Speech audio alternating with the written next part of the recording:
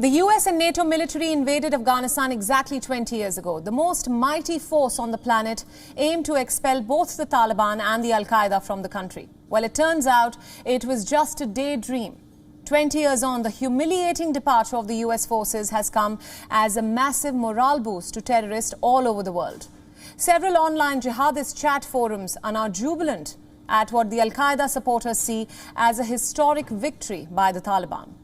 The potential hiding places for these terror groups have now opened up in a country where ungoverned spaces can serve as a fresh breeding ground for fundamentalism, especially for the Islamic State group looking to find a new base.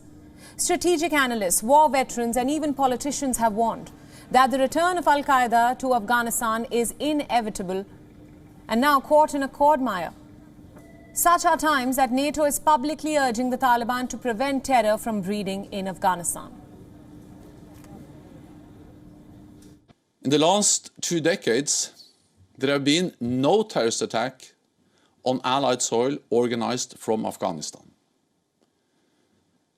Those now taking power have the responsibility to ensure that international terrorists do not regain a foothold.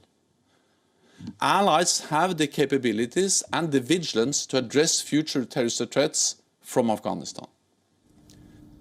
The fight against Al-Qaeda was the main reason for the West's intervention in Afghanistan. Al-Qaeda was held responsible for the 9/11 attacks, whose leadership was hosted by the Taliban. Now, this became NATO's first major operation beyond Europe, but as the alliance wrapped up its military operations this summer, after almost 2 decades, the Taliban took over the country and easily.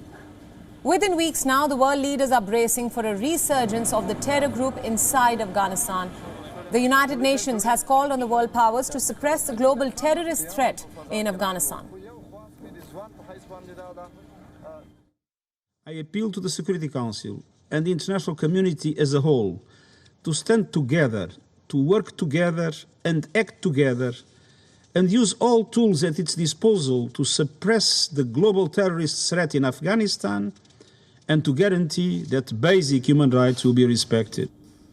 The Prime Minister of the United Kingdom too echoes the same concerns. Boris Johnson has urged the global community to prevent Afghanistan from becoming a haven for international terrorist groups. We don't want anybody bilaterally recognising the Taliban. We want a united position amongst all the like-minded as far as we can get one, so that we do whatever we can to prevent Afghanistan lapsing back into being a breeding ground for terror. The Taliban's rule in Afghanistan focuses on its strict interpretation of the Sharia law, which they claim will not go beyond its borders. While the new Taliban government may even want to restrain these terror groups, we cannot rule out the possibility that these groups won't thrive in the hidden and ungoverned pockets of the country.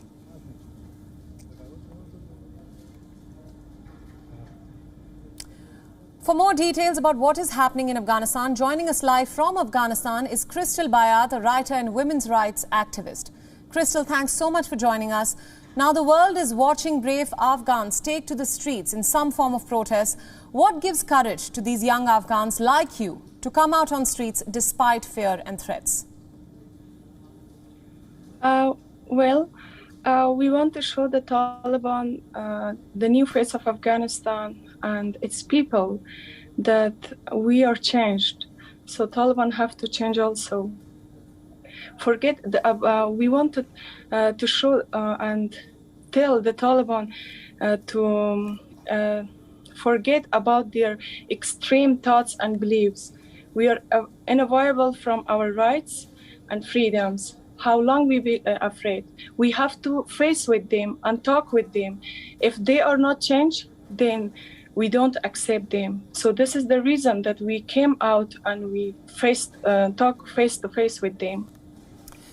Now, why is it important for young Afghans to challenge the Taliban at this point? The Taliban have been it have been a pain for all the Afghanistan since last 25 years. They have created lots of problems to the people of Afghanistan, and they are killing the innocent peoples, which is not forgettable from Afghan side. So now the youth must ask them, seize them, and challenge them. They have to answer for their past. And also, if they do not respond logically to us that they changed, it will clear that living with Taliban is very difficult for us. Crystal, the world is watching you and every development that's taking place in Afghanistan right now. What message do you have for others in the country, and what future do you see for the women of Afghanistan as of now? As women are in the risk, in terms of clothing, in terms of education, work, media, and I want from our messages to the international communities and other countries that do not leave Afghan people in hard time, do not leave Afghan with terrorism and extremism. The women of Afghanistan are not the women of 20 years ago. They are more empowered than those days. So and I'm asking for the freedom of Afghan women and Afghan people from them. Help the woman and do not let them be deprived from their rights. Right. Crystal, now over the last few days, we've seen some disturbing visuals coming from Afghanistan, especially the Kabul airport. But we've also seen some resilient visuals coming where we've seen women protesting. My question to you right now is, what risks are involved today for women in the country? So as I mentioned earlier, that women are in the risk in lots in different terms, as a clothing, traveling, education, media, economic, and all the activities. So all these women women are afraid. They are scared of coming out from their homes, and apart from this, I came out from home in third days of Taliban's government. So I went outside and talked with them, and seriously, what I feel. They don't accept women to be part of the society. They just consider the woman. They consider the woman as a person who as a housewife.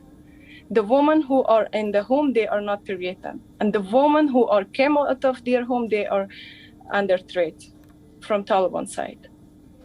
So women are in high risk in Afghanistan nowadays. Right. Crystal, thank you so much for speaking to us at WION World is One. We applaud your bravery. WION World is One is now available in your country. Download the app now and get all the news updates on the move.